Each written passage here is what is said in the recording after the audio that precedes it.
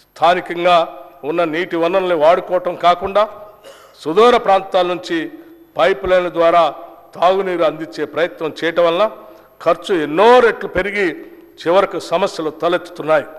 స్థానిక నీటి వనరులను నిర్లక్ష్యం చేసి ఎక్కడి నుంచో నీరు తేవటం అనేది ప్రయాసతో కూడుకున్న పని. కేవలం కాంట్రాక్టులు మాత్రమే ఈ కార్యక్రమం ద్వారా లాభపడ్డారు. ఈ కారణంగా గ్రామీణ పేదలు సురక్షిత మంచినీటి కోసం ఇంకా ఇబ్బంది పడుతూనే ఉన్నారు.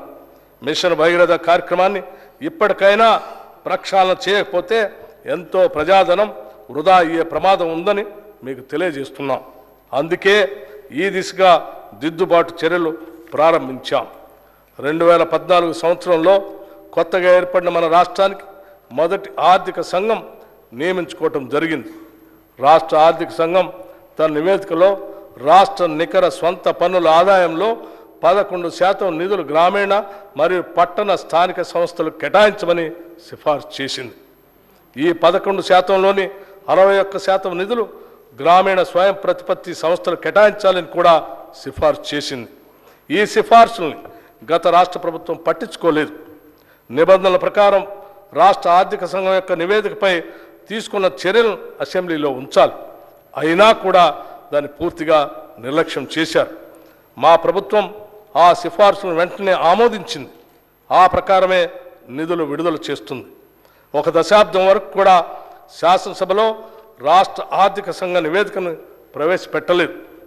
దానిని మా ప్రభుత్వం ఆమోదించి ఈ సభ ముందు ఉంచుతున్నాం. ఈ బడ్జెట్లో పంచాయతీరాజ్ గ్రామీణ అభివృద్ధి శాఖకు 40,080 కోట్ల రూపాయలు ప్రతిపాదిస్తున్నాం.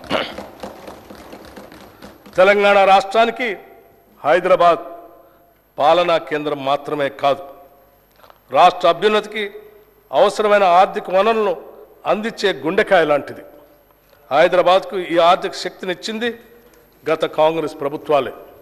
రక్షణ రంగ సంస్థలు, ఫార్మా పరిశ్రమలు, ఐటీ పరిశ్రమలు వంటి మౌలిక పరిశ్రమల స్థాపన మొదలుకొని మెట్రో రైలు వరకు, శంషాబాద్ విమానాశ్రయం మొదలుకొని ORR వరకు, తాగునీటి అవసరాల కోసం మంజీరా, కృష్ణా మరియు గోదావరి జలాల సరఫరా, నగరానికి 24 గంటల విద్యుత్ సరఫరా చేసే వ్యవస్థతో పాటు హైదరాబాదులో అంతర్జాతీయ స్థాయి మౌలిక సదుపాయాల కల్పన కూడా జరిగింది కాంగ్రెస్ ప్రభుత్వాల హయాంలోనే.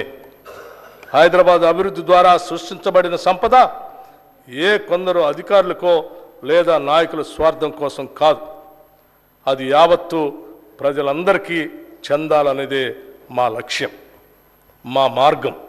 అందుకే పాలనా పరంగా అన్ని సంస్థలని, వ్యవస్థల్ని ప్రక్షాళన చేస్తున్నాం.